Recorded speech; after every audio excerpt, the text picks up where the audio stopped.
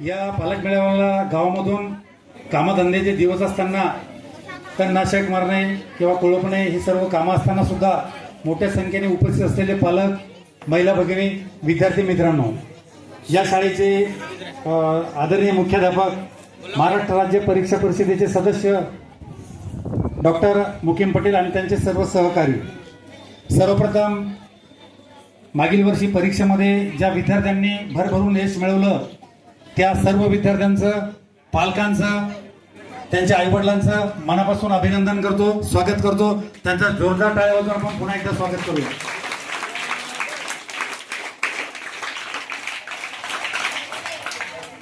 मी आजच्या माझ्या मनोगतामध्ये आपण 2-3 भाग करूया. पहिले या शाळेबद्दल आणि या स्टाफबद्दल मी सर्वप्रथम बोलतोय. हे सर्व स्टाफ जर आपण पाहिला तर एखाद्या कॉन्व्हेंटच्या स्टाफला लाजवेल असा यांचा पेहराव, असं यांचं वागणं, असं यांचं काम आहे. मी सर्व गावकऱ्यांना विनंती करतो की या सर्व मुख्याध्यापक आणि शिक्षकांना जपा. अत्यंत चांगला, अत्यंत पारदर्शी काम करणारा, मनापासून काम करणारा हे सर्व शिक्षक आहेत.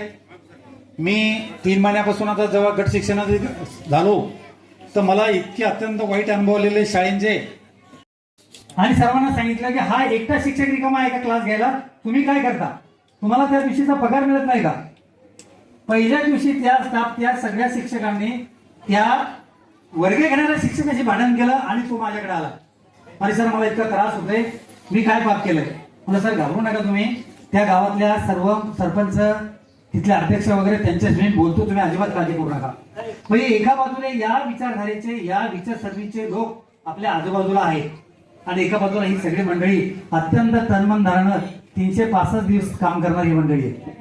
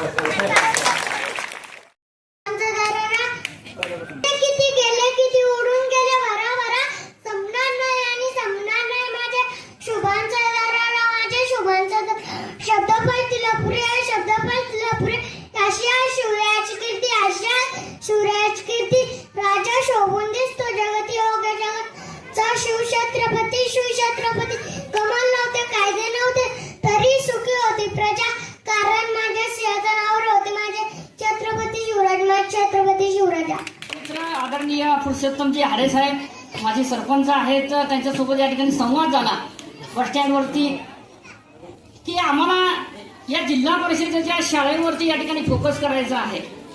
तो का करायचा आहे की जिल्हा परिषदेच्या शाळेमध्ये जी शाळेवर मागील काळामध्ये जी गदा आली होती, ती गदा या ठिकाणी कशी या ठिकाणी निघून जाईल आणि पूर्णत्वास या ठिकाणी पुनर्जीवन या ठिकाणी कसं निर्माण होईल आणि विद्यार्थी या ठिकाणी कसा घडेल, हा प्रयत्न या ठिकाणी आमच्या या चॅनलच्या माध्यमातून, आरबी मराठी संवादच्या माध्यमातून या ठिकाणी होतो. अनेक महाराष्ट्रामध्ये शाळेमध्ये या ठिकाणी जात असताना इंटरव्ह्यूच्या माध्यमातून विविध या ठिकाणी ज्या समस्या आहेत, विविध संस्थांना या ठिकाणी आम्ही भेटी देतो. प्रायव्हेट शाळांमध्ये या ठिकाणी जातोय, कॉलेजमध्ये जातो, इंजिनिअरिंग कॉलेजमध्ये जातोय. परंतु जिल्हा परिषदेच्या शाळांकडे जी बहुजनांची लेकरं जी आहेत, जी दीनदलितांची जी लेकरं आहेत, कष्टकऱ्यांची जी लेकरं आहेत, ती लेकरं या ठिकाणी जिल्हा परिषद या ठिकाणी शाळेच्या माध्यमातून उत्तुंग या ठिकाणी भरारी घेऊ शकतात. हे एक जिवंत उदाहरण म्हणजे बऱ्याच शाळांमध्ये या ठिकाणी दिसून आलेलं आहे. आणि त्याच आधारावर आदरणीय डॉक्टर ज्योतिताई खेडेकर यांनी हा जो प्रश्न या ठिकाणी मागील काळामध्ये या ठिकाणी जिल्हा परिषदेच्या शाळेवरची गदा आली होती, त्या माध्यमातून जो उचलला होता की जिल्हा परिषदेच्या शाळा ह्या वाचल्या गेल्या पाहिजेत. त्याच हेतूने आज प्रत्येक शाळेमध्ये ज्या ज्या ठिकाणी आम्हाला शक्य होईल त्या त्या ठिकाणी आम्ही मुख्याध्यापकांसोबत, विद्यार्थ्यांसोबत आणि गुरुजन वर्गांसोबत, पालक वर्गांसोबत या ठिकाणी हितगुज करतोय की आज जिल्हा परिषदेमध्ये जे शिक्षण देणारं जे काम आहे, आपण जे करताय, ज्ञानदान देण्याचं काम करताय, हे ज्ञानदान देण्याचं काम या ठिकाणी अतिशय महत्त्वाचं आहे. आणि अशा पद्धतीचं जे प्रायव्हेट शिक्षणमध्ये या ठिकाणी जे काम केलं जात आहे त्याच धर्तीवर आपले सर्व शिक्षक या ठिकाणी प्रशिक्षित आहेत. परंतु त्याला जोड लागते या ठिकाणी साथीची. साथ महत्वाची असते. आपल्याला निधी सुद्धा या ठिकाणी कमी पडतोय. कोणताही निधी शिवाय या ठिकाणी काम होत नाही.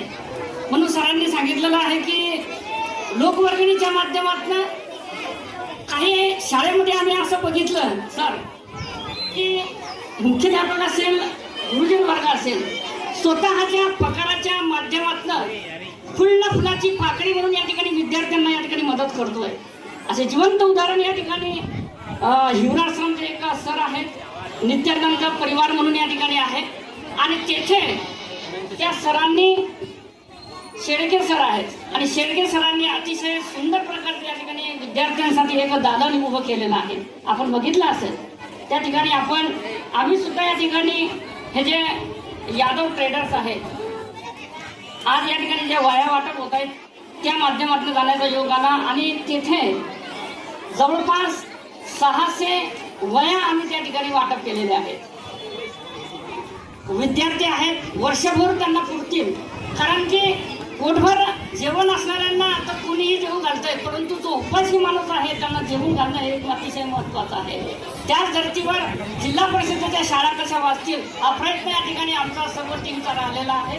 आणि पुनश्च या ठिकाणी आपल्या या सवना गावाच्या या पालकमंडळाच्या माध्यमातून या ठिकाणी 2 शब्द आपले ऐकून घेतले, त्याबद्दल सर्वांचे या ठिकाणी आभार सुद्धा या ठिकाणी व्यक्त करतो. या ठिकाणी थांबतो. जय हिंद, जय महाराष्ट्र. कार्य व सर्व शिक्षक मंडळींचे प्रोत्साहन मिळाले, त्यामुळे आम्ही आज या यशावर आहोत. असे जसे की दर्शनीने सांगितले की आम्ही शाळेतून गेलो, पण या शाळेसोबत आमचे नाते कायम राहील. आम्हाला जेव्हा आम्ही या शाळेत होतो तेव्हा आम्हाला या शाळेचे इतकं महत्त्व नाही कळालं, पण जेव्हा आम्ही या शाळेतून गेलो तेव्हा आम्हाला या शिक्षक लोकांचं शाळेचं महत्त्व कळालं. आम्हाला असंच प्रोत्साहन द्या आणि असेच कार्य करा. नेहमी आपल्याला मीडियावर दिसतं की जिल्हा परिषदेच्या शाळा ह्या पाहिजे तसं काम करत नाही, परंतु मी अभिमानानं सांगतो की माझं सवना गाव आणि माझ्या सवण्याचे सर्व शिक्षकवृंद, माझ्या गावातील सर्व पालकवर्ग, माझे गावकरी जिल्हा परिषद शाळेला अत्यंत मोलाचं सहकार्य आणि अत्यंत महत्त्वाचं सहकार्य या ठिकाणी करतात. आणि माझ्या गावची मुलं मोठ्या स्थानावर जाणार हे आज आपल्या समोर दिसतं. मी या ठिकाणी सरांनी सांगितलं की हे सगळे उपक्रम करत असताना येणारा जो खर्च आहे तो आपल्याला पेलणारा नाही. त्यामुळं लोकसहभाग, लोकांचं सहकार्य आणि ज्यांचे पालक आहेत या मुलांची आपण बाहेर ठिकाणी जर ही मुलं टाकली असतील तर कितीतरी पटीनं आपला खर्च केला असता आणि त्या ठिकाणी आपण तो दिला पण असता आणि त्याचं फलस्वरूप याप्रमाणे बहुतेक दिसलं नसतं. मी या ठिकाणी मी या शाळेचाच विद्यार्थी आहे, पण बाहेर जेव्हा पाहतो मी बाकीच्या शाळा तर त्या ठिकाणी आपल्या शाळेचं मी छाती ठोकपणे त्या समोरच्या लोकांशी संवाद त्या ठिकाणी प्रतिसंवाद करत असतो. आणि त्या ठिकाणी आवर्जून माझ्या सवण्याचं नाव निघत असतं.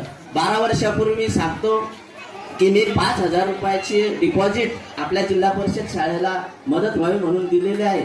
आणि आता काल परवात मी मुकीम सरांना भेटलो की सर त्या पावतीच्या डिपॉझिटचे काय रक्कम झाली असेल ते आपण पाहून घेऊ. 9 झाले असतील, 10 झाले असतील, 11 झाले असतील, तर ते करून मी 15,000 रुपयाचं मेकअप करून या ठिकाणी तो कंप्लीट करून